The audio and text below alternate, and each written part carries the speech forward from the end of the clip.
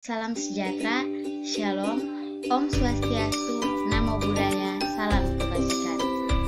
Pada kesempatan kali ini, izinkan saya memperkenalkan diri saya.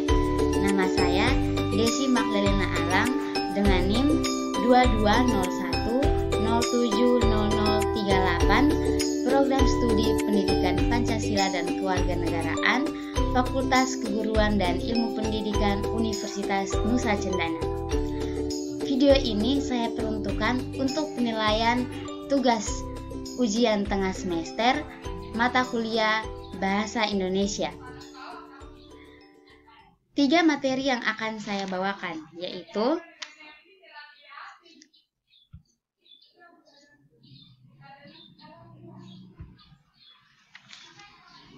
yang pertama, implementasikan fungsi tanda baca dalam kalimat. Yang kedua, implementasi fungsi huruf kapital dan huruf miring. Dan yang ketiga, analisis penggunaan kata. Kita masuk pada materi yang pertama, tanda baca. Sesuai dengan ejaan Bahasa Indonesia yang telah disempurnakan atau EYD, ada 15 tanda baca yang lazim digunakan dalam penulisan. 15 tanda baca tersebut akan saya jelaskan satu persatu beserta dengan contoh-contohnya. Yang pertama, tanda baca titik.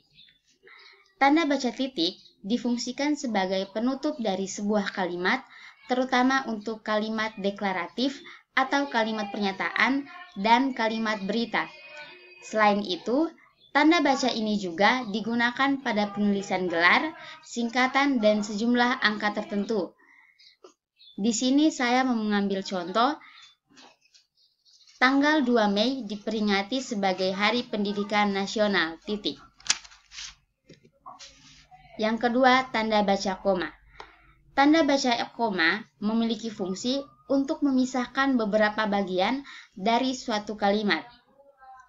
Sama seperti tanda titik, tanda baca koma juga biasa difungsikan untuk penulisan gelar, singkatan, dan juga angka-angka tertentu. Saya mengambil contoh, Sela membeli buku, koma, pensil warna, koma, dan penggaris, titik. Yang ketiga, tanda baca kurung. Tanda baca kurung memiliki fungsi untuk menandai keterangan tambahan dalam suatu kalimat. Saya mengambil contoh, Dewan Perwakilan Rakyat Republik Indonesia, buka kurung, DPR RI, tutup kurung, mengajukan kebijakan yang terlalu mementingkan masalah pribadi. Yang keempat, tanda baca petik tunggal. Fungsi dari tanda baca petik tunggal adalah untuk menandai beberapa istilah tertentu yang terkandung dalam satu kalimat. Contoh yang saya ambil, tanya Melia, petik 2, kau dengar bunyi, petik tunggal, ngiung-ngiung, tutup petik tunggal, tadi, tanda tanya, tanda petik 2. Yang kelima, tanda baca petik 2. Berbeda dengan tanda baca petik tunggal sebelumnya, tanda baca petik 2 merupakan tanda petik yang berfungsi untuk menandai pernyataan langsung dalam suatu kalimat, atau juga pada bagian percakapan dalam suatu naskah drama. Di sini saya mengambil contoh pasal 36 Undang-Undang Dasar 1945 berbunyi, tanda petik 2, bahasa negara ialah bahasa Indonesia. Saya ulangi, pasal 32 Undang-Undang Dasar 1945 berbunyi, tanda petik 2, bahasa negara ialah bahasa Indonesia, tutup petik 2. Yang keenam, tanda baca seru. Tanda baca seru merupakan tanda baca yang berfungsi sebagai penutup sekaligus penegas bagi kalimat imperatif atau kalimat perintah dan juga kalimat seruan. Di sini saya mengambil contoh, tolong buang sampah itu, tanda seru. Yang ketujuh, tanda baca tanya. Tanda baca tanya merupakan tanda baca yang memperkuat kalimat interrogatif atau yang biasa kita sebut kalimat tanya. Contoh yang saya ambil, Kamu makan apa tadi? Tanda tanya. Yang kedelapan, tanda baca hubung. Seperti namanya, tanda baca hubung merupakan tanda baca yang fungsinya adalah untuk menghubungkan kata ulang dan sebagai penghubung kalimat dengan bagian kalimat yang terpaksa dipindahkan ke baris selanjutnya. Contoh yang saya ambil, anak, tanda hubung anak. Dan yang contoh kedua, kupu-kupu. Kupu, tanda baca hubung kupu. Oke, yang kesembilan, tanda baca pisah. Tanda baca pisah merupakan tanda baca yang berfungsi sebagai penanda adanya sisipan kata atau kalimat dalam suatu kalimat utama. Contoh yang saya ambil, hukum di Indonesia, tanda pisah, saya sangat ragu, tanda pisah, dapat ditegaskan oleh penegak hukum yang anti terhadap segala bentuk penyuapan. Titik. Yang ke-10, tanda baca titik 2. Tanda baca ini merupakan tanda baca yang fungsinya adalah sebagai penutup suatu kalimat, yang selanjutnya diikuti oleh sejumlah perincian dari kalimat tersebut. Contoh yang saya ambil, kita memerlukan perlengkapan menggambar, tanda titik 2, buku gambar, pensil warna, peruncing, dan penghapus. Yang ke-11, tanda baca titik koma. Fungsi dari tanda baca ini yaitu sebagai pemisah dari dua perincian dalam satu kalimat.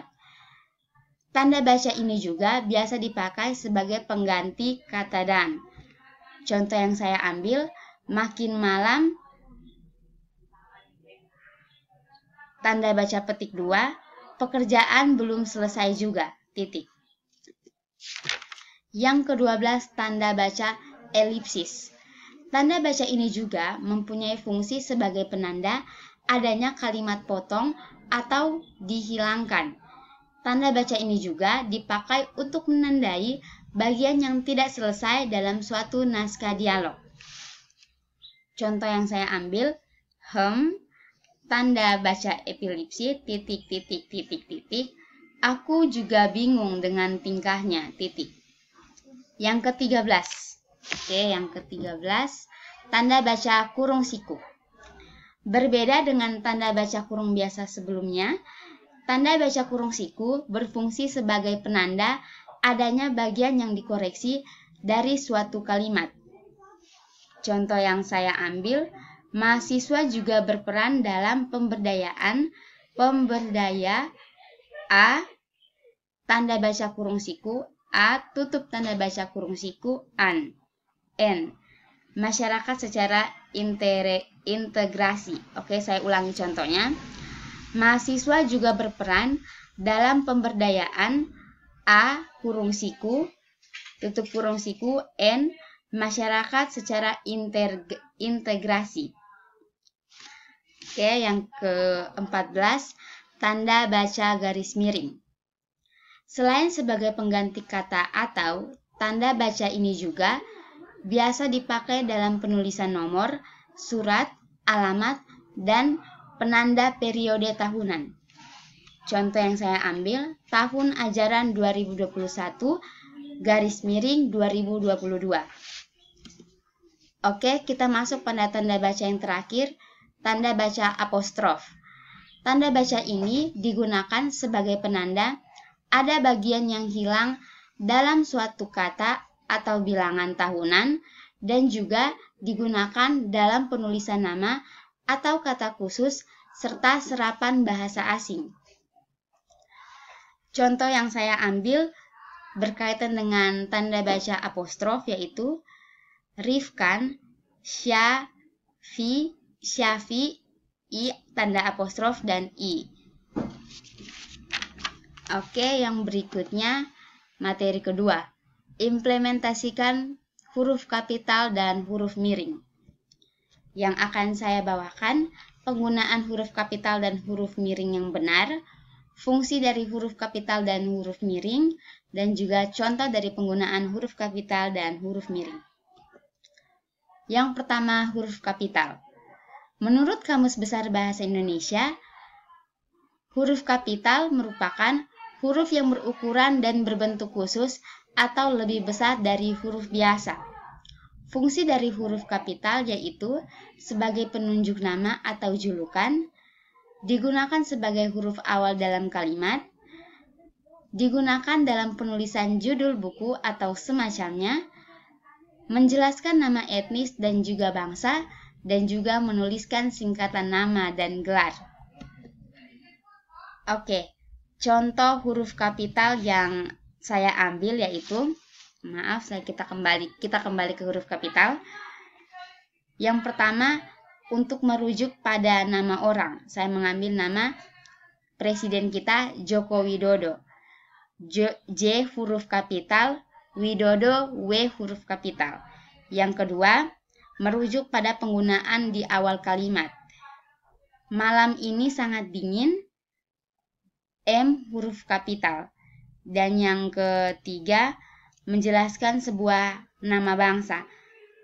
Oke, menjelaskan pada sebuah nama bangsa, kita mengambil contoh yang tidak jauh-jauh, yaitu bangsa kita, yaitu bangsa Indonesia, dengan ditulis bangsa I-nya huruf kapital. Kita lanjut ke huruf miring. Fungsi dari huruf miring yaitu untuk menuliskan nama buku, majalah, dan surat kabar yang dikutip dalam tulisan. Untuk menegaskan bagian kata, untuk menuliskan nama ilmiah atau ungkapan asing, dan untuk penulisan daftar pustaka. Oke. Di sini saya mengambil contoh. Yang pertama untuk penulisan ungkapan asing, yaitu politik dev et impera. Pernah teman-teman dengar mengenai politik ini? Oke. Contoh huruf miring yang saya ambil yaitu Bambang Rianto, dasar-dasar pembelajaran perusahaan, ditulis dengan huruf miring karena itu merujuk pada judul buku. Yang lanjut, Gajah Mada Press, Yogyakarta, 1995. Contoh yang kedua, majalah Bahasa dan Sastra ditulis dengan huruf miring. Buku Negara Kertagama ditulis dengan huruf miring. Karangan Prapanca Surat Kabar Pikiran Rakyat ditulis dengan huruf miring. Oke, selanjutnya materi yang akan saya bawakan, materi terakhir. Oke, sabar ya. Materi yang terakhir, analisis penggunaan kata. Dalam analisis penggunaan kata, saya akan membahas mengenai beberapa kata yang akan saya bahas, yaitu yang pertama, esok dan besok, jam dan pukul, semua dan seluruh, adalah, ialah, dan merupakan, yakni, dan yaitu. Kita masuk kepada yang pertama, penggunaan kata esok dan besok. Penggunaan kata esok merujuk pada satu hari setelah hari ini. Jadi saya memberikan sedikit penjelasan mengenai kata esok. Kalau kata esok itu misalnya hari ini hari Sabtu, esok itu hari Minggu. Jadi esok itu satu hari setelah hari ini. Yang kedua, penggunaan kata besok. Penggunaan kata besok merujuk pada 2 hari setelah hari ini. Besok juga bisa merujuk pada besok lusa atau 3 hari setelah hari ini. Yang kata jam dan pukul. Kata jam merujuk pada masa atau jangka waktu, sedangkan kata pukul menunjukkan saat atau waktu. Yang berikutnya, penggunaan kata semua dan seluruh. Penggunaan kata semua merujuk pada setiap anggota atau termaksud dalam hitungan dan menekankan pada jumlah yang banyak. Sedangkan penggunaan kata seluruh merujuk pada setiap anggota termasuk dalam hitungan, tetapi dalam pengertian kekelompokan atau kolektif. Yang berikutnya penggunaan kata adalah, ialah, dan merupakan. Yang pertama, penggunaan kata adalah. Penggunaan kata adalah mempunyai fungsi yang kompleks yang hanya berfungsi untuk merincikan sebuah kalimat. Sedangkan penggunaan kata ialah berfungsi untuk menghubungkan dua penggal kalimat yang hanya berfungsi untuk menegaskan perincian dari kedua kalimat tersebut. Yang berikut, penggunaan kata merupakan. Kata merupakan termaksud dalam kata kerja atau verbal dalam KBBI. Sama dengan kedua kata di atas, perbedaannya karena mendapatkan sebuah imbuhan me dan kan. Oke, yang berikutnya.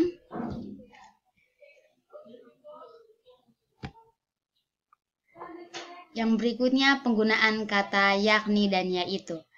Kata yakni dan yaitu bersinonim. Kedua kata ini digunakan sebagai kata hubung untuk merincikan keterangan kalimat dengan mendahului tanda koma. Sekian materi yang dapat saya sampaikan.